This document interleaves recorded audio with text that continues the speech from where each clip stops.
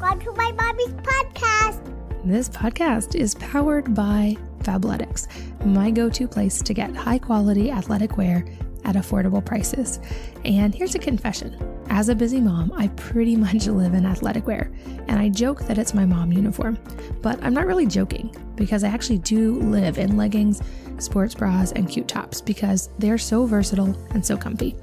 My current favorite is the Fabletics Power Hold high-waisted leggings, which are great for holding and flattening the stomach, especially after pregnancy. And I get them in black and gray, so they can go with tank tops for working out, or with cuter, nicer tops for things that need to be a little less casual. I have even worn these with boots and sweaters or cardigans for more dressed up events. And right now, you can get 2 pairs of their leggings, including my favorite Power Hold ones, for just $24 at fabletics.com/wellnessmama on your first order as a VIP. There's never any commitment to order. There's always free shipping on orders over $49.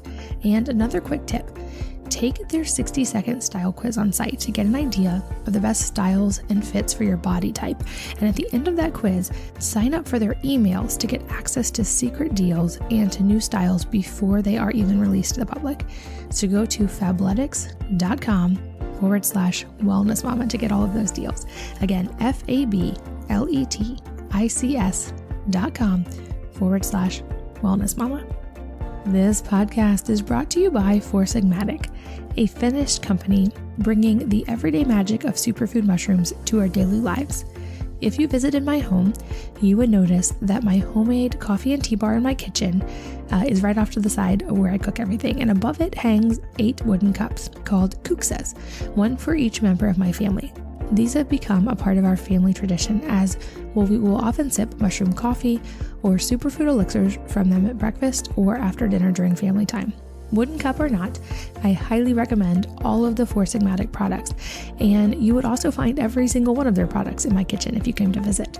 And here's how I incorporate them into my day. In the morning, I will sip one of their mushroom coffee blends, their matcha, or their new coffee latte or mushroom mocha with chaga.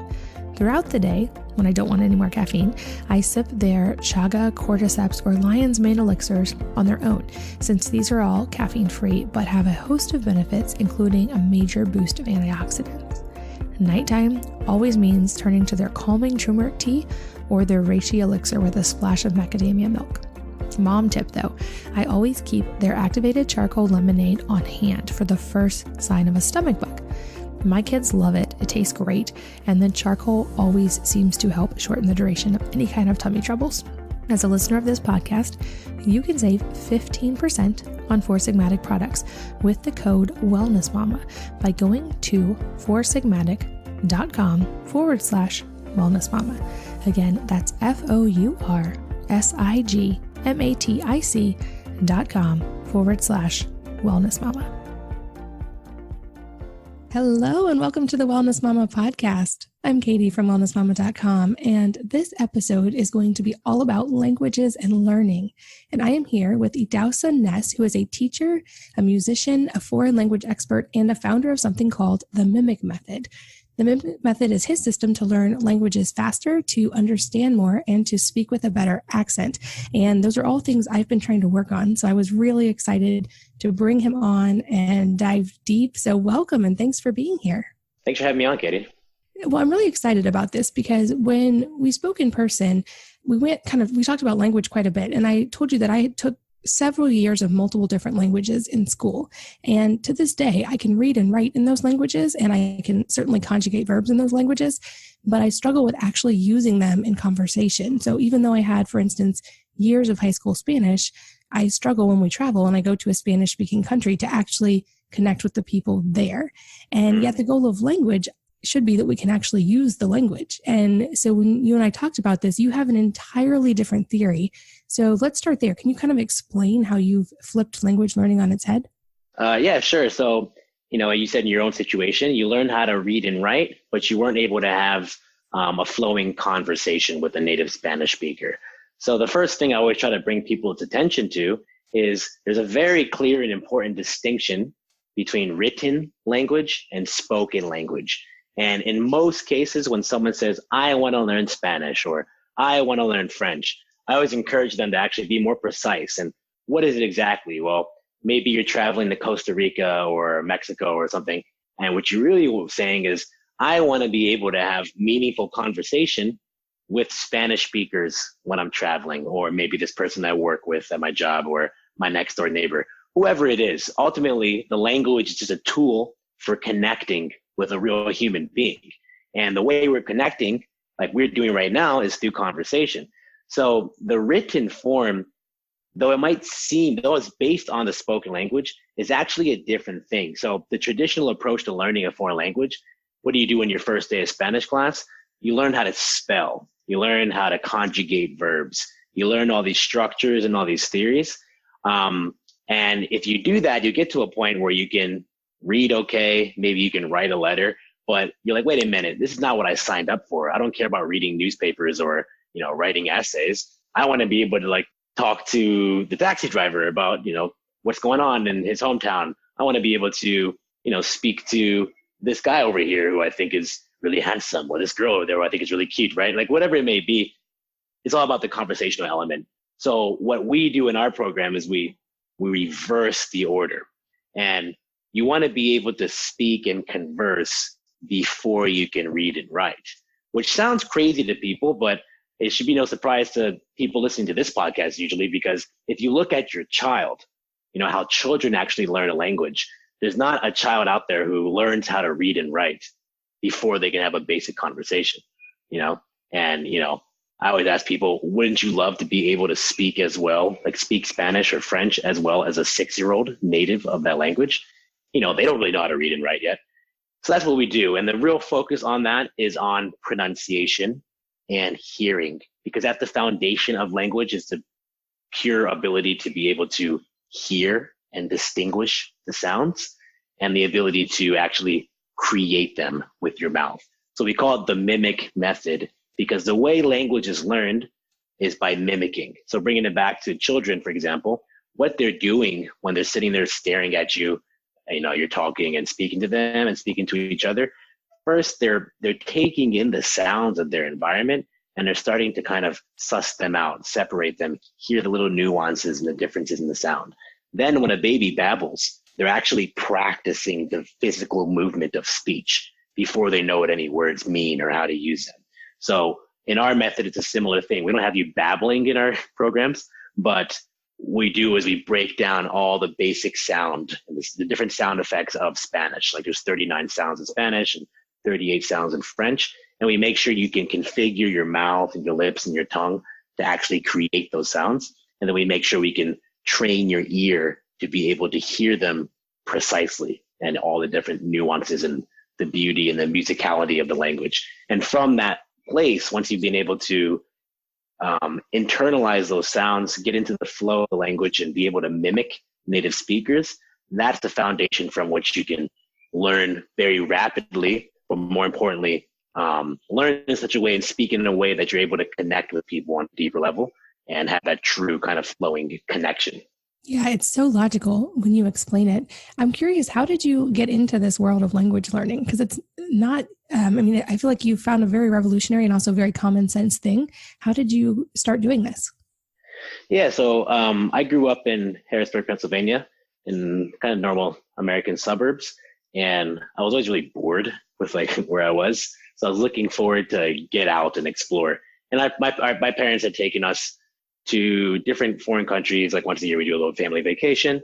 And I really came to love traveling. So when I was 17, I figured out a way to graduate from high school early and go to Mexico for my final semester in high school. And that's where I learned Spanish. And when I first got there, I was really excited at first. I'm living, in a foreign country on my own for the first time. I had a home family, homestay family. But I got really lonely within the first couple of weeks because I wasn't quite able to communicate with anyone yet. I couldn't understand people when they spoke. Mexicans were speaking super fast and I couldn't catch the words. Whenever I tried to speak, I'd get tongue-tied and, self-conscious and nervous. And it was pretty desperate because I'm sitting here and I'm just kind of surrounded by people, but I'm isolated and alone because I can't really communicate. And one day I just kind of decided, you know what, I'm going to change my approach a bit. If I'm not going to be able to learn this language, I keep studying and I'm not seeing any results. Let me at least try to sound good when I do it. So what I mean is before I'd show up and I'd be like, puedo tener más guacamole con mis tacos, por favor? And I'd say things, I'd speak Spanish as if it were American English, right? I'd say it the way I would say things in English. But I thought to myself, you know what? How would Antonio Banderas say this, right? Like what like a really Mexican way of saying this be? And then I'd come and say, puedo tener más guacamole con mis tacos, por favor, right? And I'd be very dramatic about it and exaggerated and just kind of having fun with it. And then through that, I'm starting to pay more attention. I'm like, oh, no, that's not exactly how they're saying it. What if their voice goes up here? Like, how's their mouth shaped here? I started to just kind of really nerd out on it without caring too much about my ability to really understand or express myself. After like a week or two of doing that, the language started to open up for me. And for the first time ever, I'd be in conversation, I'd find myself understanding what was being said intuitively. I'm like, oh, wow, I actually know what this guy's saying. And then when it's my turn to speak, I would start to kind of just, these things would just flow off my tongue as if it wasn't even me speaking, like someone else was speaking. And that's when I knew that, okay, this is the way to learn. And I repeated that process afterwards in China for Chinese. Then I went to Brazil later on and learned Portuguese. And I repeated it more times, but it was during my time in Brazil that I started to have a much more precise understanding of what this process is, what was going on in my mind, and then how to kind of systematize this and create that experience for other people. It's so fascinating. And how many languages would you say you can get around in now after learning this process? Ooh, get around in. So I speak 7. Could probably get around in 9. And yeah, so English, I grew up only speaking English until I was 17, learned Spanish in Mexico. Then while I was in university, I studied abroad in China. That's where I learned Mandarin Chinese. Then after I graduated, I went to Brazil and learned Brazilian Portuguese. And then later on went to Montreal, learned French, then Germany, learned German, Italy, Italian. Recently I was in Tel Aviv and learned a bit of Hebrew there. So really just the whole process for me is it's the same thing. I always tell people it's the same process because human beings, we're all the same, species. We all use the same mouth to create our sound effects to communicate with each other. So once you know the kind of underlying process and you've gone through it a few times, you can pick up new ones very quickly. And for me, just that process of going to a place and just not understanding the people culturally, they're really weird and strange, foreign to me. But then through this challenge of, connecting through the sounds, through the culture, having these people now be part of my extended family, so to speak, and having them accept me as one of their own as well, that experience is really what kind of drives me forward. So underneath everything we do at Mimic Method, we find the language learning community is pretty sterile, and they're like, oh, grammar, vocab, conjugations. And I'm like, no, screw all that stuff. It's all about people and being able to connect with them on a more empathic and deeper level. So that's the kind of message we really want to put out there to people. Yeah, and that's so much more practical as well. I'm curious, though, I want to highlight this a little bit because I'm guessing there are people listening and even me a little bit going, well, that's great. You probably just have a gift for languages or you're just probably highly intelligent. But that's important that you said that you grew up only speaking English. So are you confident this is something that anyone can really learn and adapt to? Or do you think that you also have a special gift for this? I think both are true. And I can kind of go into the details of it in the sense that fundamentally, everything is based on sound and movement. So people vary to the degree to which they can just, without any training, pick up on the nuances of sound. Some people just pay attention to that naturally. Much of the technique and the process that we created is based on my experience growing up playing violin, learning different musical instruments. So I'm also a very musical person, and that for sure influences it as well. But that being said, I mean, we've had, tens of thousands of people use our program. We see the results.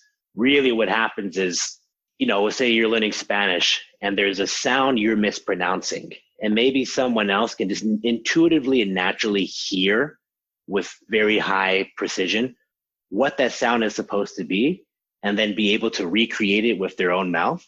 But maybe you struggle with that. It's still just a movement, just like a dance step. So in our program, we get very down into the details. This is my expertise in terms of phonetics. And we can show you and say, hey, you're placing your tongue here. Do step A, step B, step C, and then your tongue will now be in the right position. And now you will sound like a Colombian. Now you will sound like a French person. And then people go through that process no matter who they are. And they're like, oh, okay. So it's just muscle memory and training. I mean, you can't train everyone to be the world-class concert pianist, but with a little bit of patience, anyone can learn how to play Twinkle Twinkle Little Star. And when it comes to having a conversation in the foreign language, as long as you're doing the right things, everyone has the ability to do it. And one reason why we know this is because everyone, regardless of their intelligence, is able to learn their first language, barring some sort of condition. People often say, oh, I don't have the language learning gene.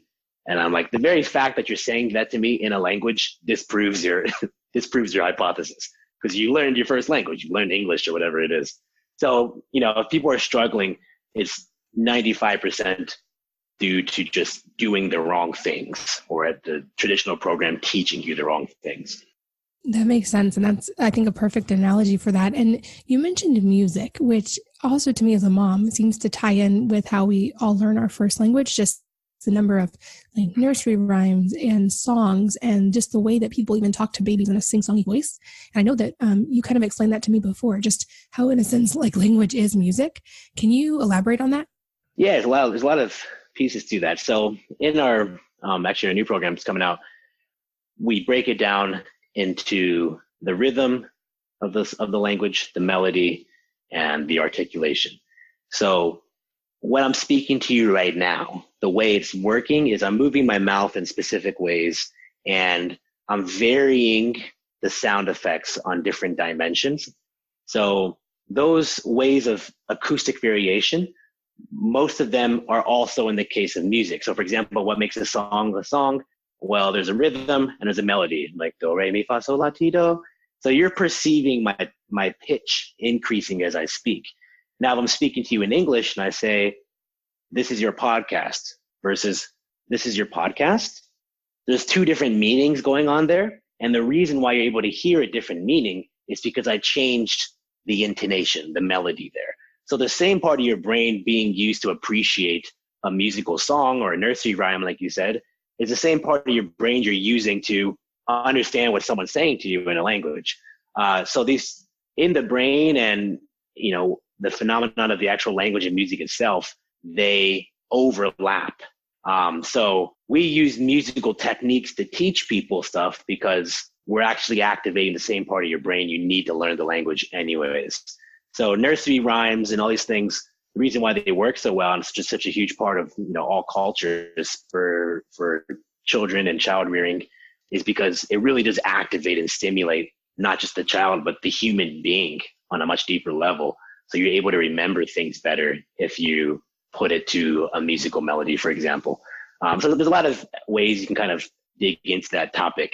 But yeah, that's the basics of it, that in the brain, we have shared learning mechanisms for learning music and for learning language. And when you're training it, it just makes it more fun and engaging. That makes sense. Is it faster to learn overall, like to learn a language this way? I mean, I would guess you're obviously much more conversational, much more quickly, but does that eventually also then translate into being able to read and write the language, at least on some level? Yeah. And, so I explain to people, for example, in my approach and what I recommend to people is you wait until you're basic conversational before you learn to read and write. And the reason for that is because, just think about, for example, the amount of times in your life you would have seen the letter T, right? Like I would know, like billions, who knows? And each time you see the letter T, you're reinforcing an association in your mind between that visual symbol and the sound effect of T, and the feeling in your mouth and the movement of T, right? But now let's say you go to Brazil, and in most situations, that symbol is actually going to be making a ch sound, which you would think of as a CH as an English speaker, right? So what happens is people learn a very tight, reinforced mapping system is what it's called, of relating sound effects to visual symbols in their home country, in their native language. Then they go to a foreign language and all these wires get crossed. So my main expertise is in pronunciation and accent. I can tell you that when I hear people speaking foreign languages and they're making pronunciation errors, most of their errors come from seeing the word in their head and pronouncing it with the conventions of their first language, as they have been doing for, their entire life. So it actually just introduces lots of noise into the system and makes things more complicated. So if you do a more pure way, once again, you just imitate your child and, they just kind of learn by ear and learn by interacting with the environment. Then when you have the speaking foundation, you can learn how to read and write very quickly, because reading and writing is based on top of speaking and understanding. Most people, when they read, they hear a voice talking in their head. But if you don't have that voice there in the first place, what are you going to do? You see what I'm saying? So yeah, literacy comes very quickly if you already have the foundation. It's not really a concern. And the reason why people do literacy first is because it's just easier to manage. It's scary. The hardest part of learning a language is getting over the fear of speaking to people, right? Especially if you have anxiety about speaking to people in general, going and speaking a foreign language and you're going to say something stupid, right? You're going to say something wrong. So just knowing that makes people very nervous. They don't want to actually engage the conversation. And it's much easier to go home and play with a smartphone application or, write some textbooks, but it's just not the direct path towards your real goal. Got it. And that totally makes sense when you say it that way, that if you're trying to see the English word in your head and sort of then translate it, that you're going to get stuck, especially if you're just learning. And I think of when I learned how to speed read, that was the thing we had to guard against, was if you were trying to read the words in your head individually, you were never going to be able to speed up because you have a limit of how much you can do that. So similar Exactly. to the brain already has a pattern for that. I've also heard it said that if you don't learn a language before age 5, any given language, it's much harder to ever become like a native sounding speaker, because your mouth can't learn to move in the correct way to make the sounds, or especially with things like Chinese, that you'll always have an accent. And I'm curious, does this method kind of make it easier to get closer to sounding like a native speaker because you're focusing on the sound first? Does it guard against that a little bit? Yeah, that's the whole point. So my whole thing is you want to get the accent right first. And I learned Chinese when I was 20 or something. I spoke Chinese well enough in China that people thought I was Chinese on the phone. Didn't work in person. But I would call people up to go see apartments, and they would think I was Chinese because it's just sound effects and movements. So there's two advantages children have over adults when it comes to learning a foreign language. One's technical, one's psychological. So the kind of technical or maybe physiological thing is they don't have as many reps in terms of making those mouth movements, right? So, if you actually listen to kids, they speak slower. Often the more complicated phonemes or sounds, they don't learn at first. A lot of kids will speak without the R sound. They'll be like, this is the door, that kind of thing, because the R is a harder sound to pronounce. So what's going on is that they're working from a blank slate in terms of making sound effects with their mouth. So when you're an adult and, let's say you're 20 years old or something, or 30 or 40, you're now no longer working with a blank slate. So when you're coming into the new language, you have to kind of unlearn some unconscious speaking habits. But they can be unlearned like anything else. It's just a learning process. The reason why people couldn't get accent stuff before is because prior to my system, really, there wasn't any real methodic way for people to train their pronunciation. So you had the world of phonetics and how the mouth actually creates sounds, but it's a very academic kind of world. So I learned a bunch of that stuff.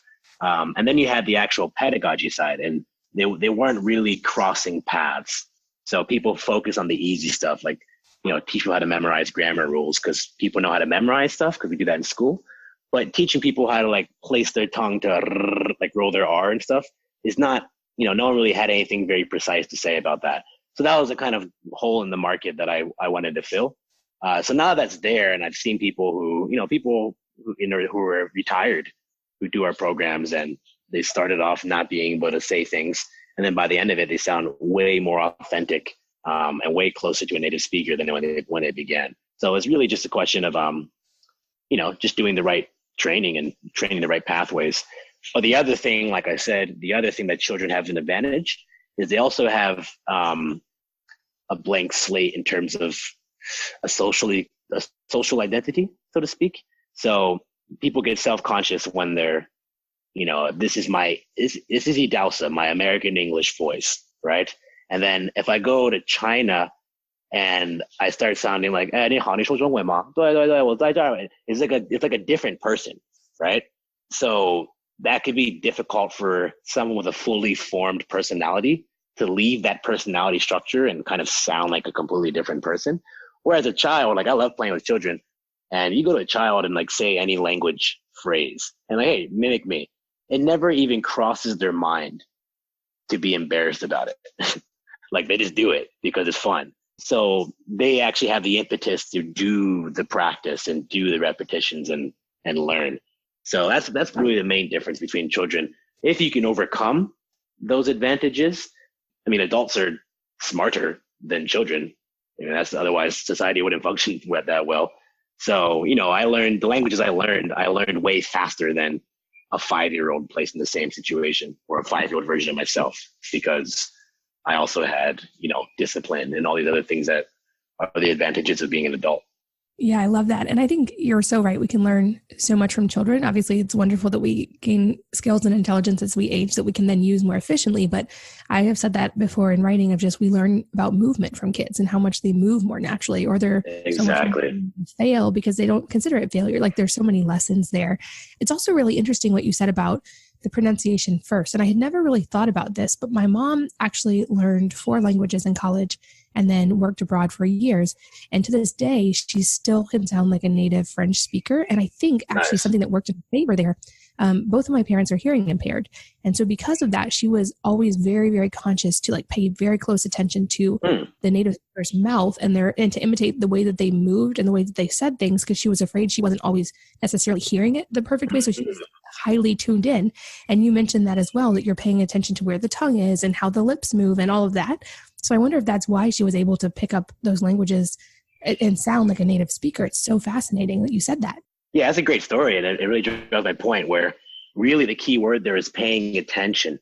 And like I said in my story, when I first discovered this in Mexico, I was paying attention to the conjugation charts and the vocabulary, and was I spelling things correctly? Because that's what the teachers in my high school directed me to pay attention to. It never occurred to me to do anything else.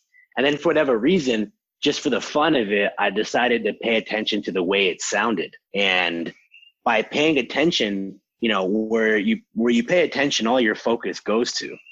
So then all of a sudden, if you keep paying attention, you start to notice details you never noticed before. And then when you start to imitate those details, you notice even more details, and you go deeper and deeper and close that gap.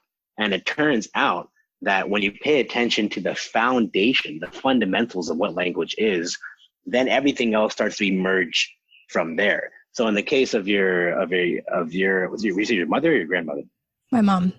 Yeah, in the case of your mother, with her hearing impairment, that kind of pushed her to pay attention to what happened to coincidentally be the right things to pay attention to when learning a language. So despite being hearing impaired, she can end up with a much better accent than someone who's not hearing impaired, simply because even though she had a limited range of acoustic attention to pay because of the hearing impairment, it was still enough to outperform everybody else because she was paying attention to the right things.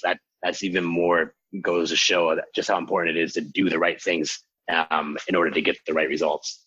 Yeah, I love that. And I'm going to actually do your program probably for several languages, because despite years of high school Spanish, I can still not roll my R's. And every time like, please teach me, they'd be like, you just do this. And they would just do it. I'm like, I can't do that. So I'm going to take it. But I'm curious, how long does it take to, like, for a person who's actually willing to put in the time and be consistent to actually start being somewhat conversational in a language with your system? Yeah, so it's difficult because what we do, the answer to that time question, because what we do is we kind of give you what you need to go off there and learn. So we train you on the fundamentals of you listen and to mimic. Our new program's coming out in June.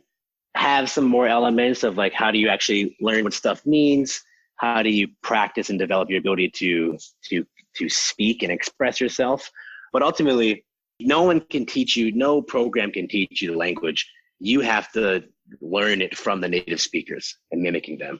So in our program, within 3 to 6 weeks, depending on your ability, you'll be able to close that gap, that sound gap, in terms of being able to hear and to pronounce the sounds properly. So you've cleared out your ears and you've cleared out your mouth. But then it's up to the person to really put in the time in terms of having conversations. And even when you're in the conversation, pushing yourself beyond your comfort zone. So it's always really hard to come up with a specific time. People have different schedules and different things. But roughly speaking, someone for the first time, they're doing all the right things, you can get to like a really basic conversational level. And to be clear what I mean by that, you're going to be saying things that are grammatically wrong, maybe using awkward word choice, but you're able to self-express effectively in a way that people know what you mean. And then when they talk to you, you'll know what they mean and you'll understand enough to keep the conversation going. So that's the point we truly try to push people to. And with really intense study and focus and doing the right things of conversation and paying attention, you can get there in a language like Spanish in a matter of like 3 to 6 months. But if you're, a bit more casual schedule, but you're consistent and you stick with it, you can start seeing really good breakthroughs within a year. Got it. And then I would guess actually immersing in the language and spending time there would greatly speed up that process. Is it quicker if you, like for you lived in Mexico. So if, for instance, I have a research trip later this year to blue zones and one of them is in Italy. So if I like practice and make sure I put in the time now, but then I'm spending several weeks there, will that speed up the process just because I'm immersed in it? Absolutely. Like the way I do it myself, I'm in a situation like you just said, where there's a place I'm going to be immersed for a period of time. I'll make sure I've cleared my ears and my mouth before I get there so I can hear everything and pronounce everything. And really the first goal I try to get to is if I hear an Italian person say a phrase, like an 8-syllable phrase, I should be able to hear it and then repeat it like an echo, like a recording device with a perfect accent, exactly how that person said it. Because with that ability, the only question you need to ask is, what does this mean, right? And if you keep mimicking and asking, what does this mean, and paying attention to the context, and then you're in a situation where you really need to communicate with people and you can't rely on translators and other people, you can get conversational within a couple of weeks of really intense life situations. So yeah, it's really, your learning speed is really based on the intensity of your human interaction that you have there. So yeah, you can expect to do really good if you commit yourself to getting the most out of a country visit. This podcast is powered by Fabletics, my go-to place to get high-quality athletic wear at affordable prices. And here's a confession. As a busy mom, I pretty much live in athletic wear, and I joke that it's my mom uniform. But I'm not really joking, because I actually do live in leggings, sports bras, and cute tops because they're so versatile and so comfy. My current favorite is the Fabletics Power Hold high-waisted leggings, which are great for holding and flattening the stomach, especially after pregnancy. And I get them in black and gray, so they can go with tank tops for working out or with cuter, nicer tops for things that need to be a little less casual. I have even worn these with boots and sweaters or cardigans for more dressed up events. And right now, you can get 2 pairs of their leggings, including my favorite Power Hold ones, for just $24 at fabletics.com/wellnessmama on your first order as a VIP. There's never any commitment to order. There's always free shipping on orders over $49. And another quick tip, take their 60-second style quiz on site to get an idea of the best styles and fits for your body type. And at the end of that quiz, sign up for their emails to get access to secret deals and to new styles before they are even released to the public. So go to fabletics.com/wellnessmama to get all of those deals. Again, fabletics.com/wellnessmama. This podcast is brought to you by Four Sigmatic, a Finnish company bringing the everyday magic of superfood mushrooms to our daily lives. If you visited my home, you would notice that my homemade coffee and tea bar in my kitchen is right off to the side of where I cook everything. And above it hangs 8 wooden cups called kukses, one for each member of my family. These have become a part of our family tradition as we will often sip mushroom coffee or superfood elixirs from them at breakfast or after dinner during family time. Wooden cup or not, I highly recommend all of the Four Sigmatic products, and you would also find every single one of their products in my kitchen if you came to visit. And here's how I incorporate them into my day. In the morning, I will sip one of their mushroom coffee blends, their matcha, or their new coffee latte or mushroom mocha with chaga. Throughout the day, when I don't want any more caffeine, I sip their chaga, cordyceps, or lion's mane elixirs on their own, since these are all caffeine-free but have a host of benefits, including a major boost of antioxidants. Nighttime always means turning to their calming turmeric tea or their reishi elixir with a splash of macadamia milk. Mom tip though, I always keep their activated charcoal lemonade on hand for the first sign of a stomach bug. My kids love it. It tastes great. And then charcoal always seems to help shorten the duration of any kind of tummy troubles. As a listener of this podcast, you can save 15% on Four Sigmatic products with the code WellnessMama by going to foursigmatic.com/wellnessmama. Again, that's FOURSIGMATIC.com/wellnessmama.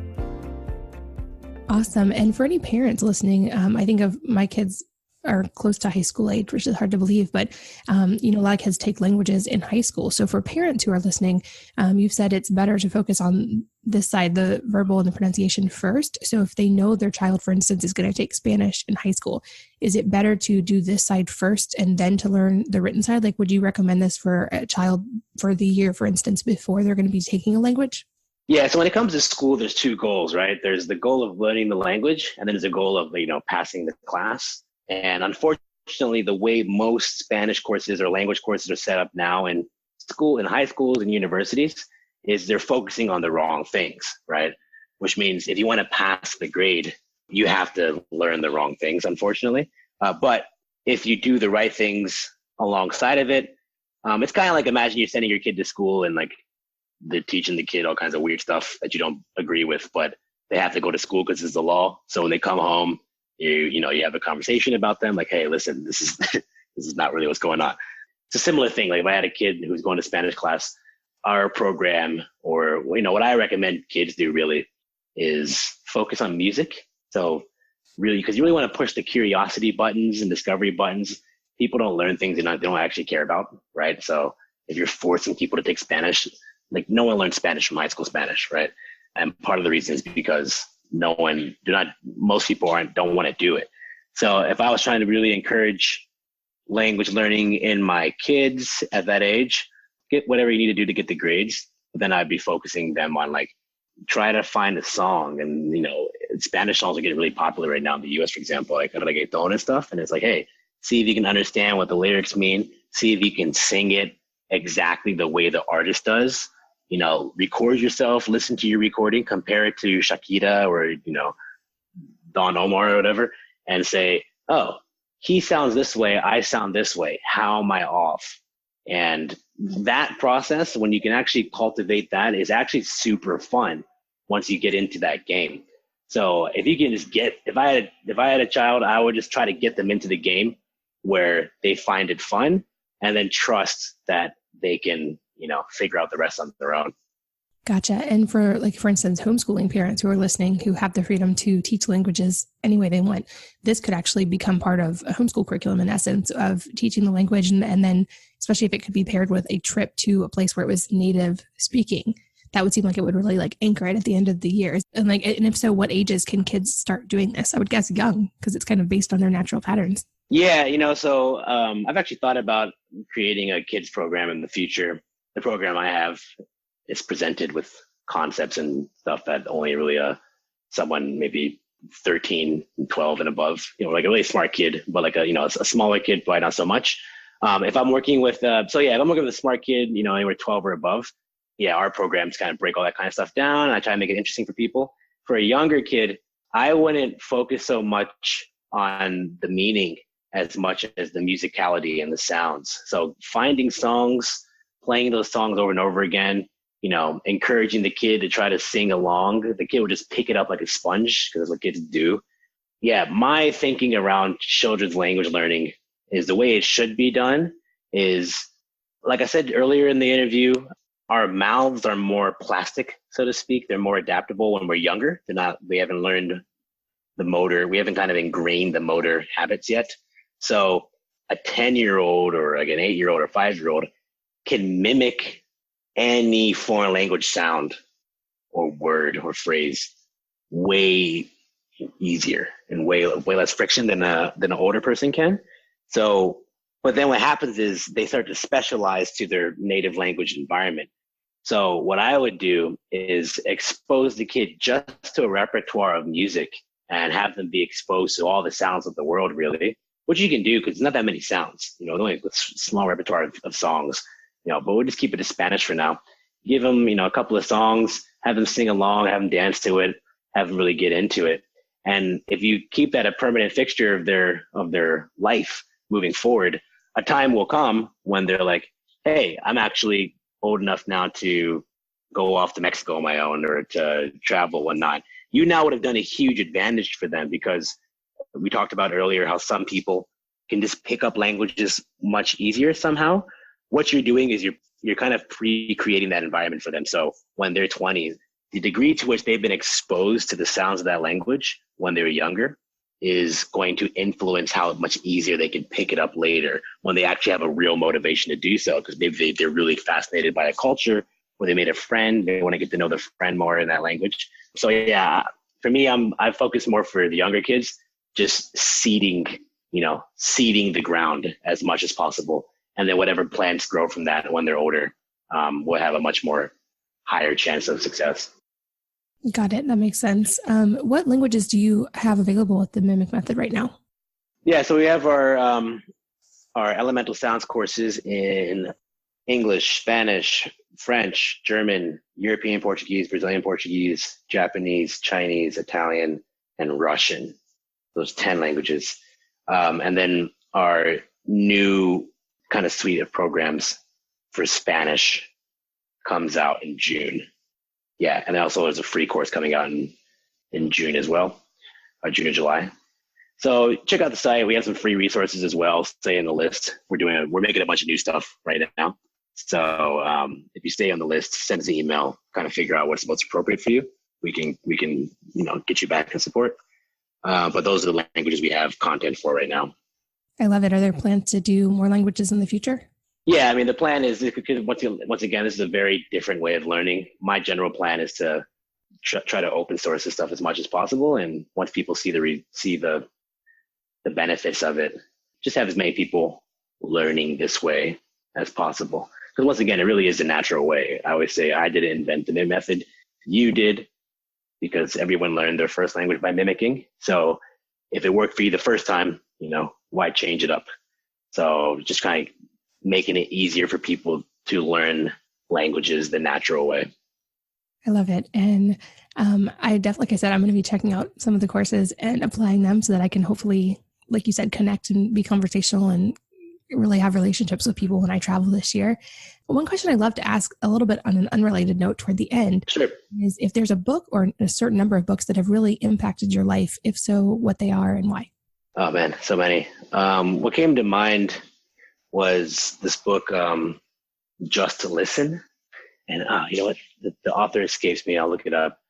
It's basically a book about listening to people and the power of that. So when I read it when I was, I think, 22 or something, or 23, and I remember I was with my girlfriend at the time in Montreal, and she was like upset about something, and I'm listening to her, and then I'm like, oh, we solved the problem, blah, blah, blah, like typical kind of man trying to solve the problem type thing. And then I read this book, and it goes really deep into the psychology of people and how everyone just really wants to be empathized with and listened to. And I read this section on what to do in the exact situation I found myself with my girlfriend, like a couple nights earlier. I'm like, huh. And then it explained what I should have been doing and, how I do it better. And then like a week or two later, that same situation had presented itself. And then I did what the guy told me to do in the book, and then worked perfectly. Everyone was super happy. And then I've incorporated all those lessons since. And yeah, so that book was super influential for me because, what my real passion is now is kind of the mechanics of human communication and how to make them more efficient and how to make them better. And, how to make people feel better. But, obviously some people can intuitively do that, but other people can't. So me personally, I just love learning and creating ways to connect more fluidly and deeply with other people. Because I think from that, when you have richer and more productive relationships with people, everything else in life kind of emerges from that. So Just Listen was like the first book I read that had that effect on me. Because before that, I was reading more like sci-fi and like, more technical kind of books. So yeah, that's the one that I always kind of think of. Let me see if I can find the author real quick. Okay, here it is. By Mark Goulston, Goulston. Just to Listen, discover the secret to getting through to absolutely anybody. I love that. And that's a new recommendation. So I'll make sure that's linked in the show notes, as well as your website and all of your courses. Like I said, I'm going to definitely be trying them out, and I will report back to you guys who are listening. But thank you so much for your time today. I am so fascinated by this approach, and I love what you're doing, and I really appreciate you sharing with us. Sure. And I'll say one thing too. If you search, like Google how to roll your R's quick Spanish tutorial, I can send you the link. People have been reporting breaking through on their drilled R's, which you mentioned earlier in the call, by watching this video. So it's a video from me explaining how to do that. So you can put that in the show notes too and try yourself. Let me know if it works. I will. Absolutely. Thank you so much. And thanks for the time. And thanks to all of you for listening and for joining me. And I hope that you will join me again on the next episode of the Wellness Mama podcast. If you're enjoying these interviews, would you please take 2 minutes to leave a rating or review on iTunes for me? Doing this helps more people to find the podcast, which means even more moms and families can benefit from the information. I really appreciate your time, and thanks as always for listening.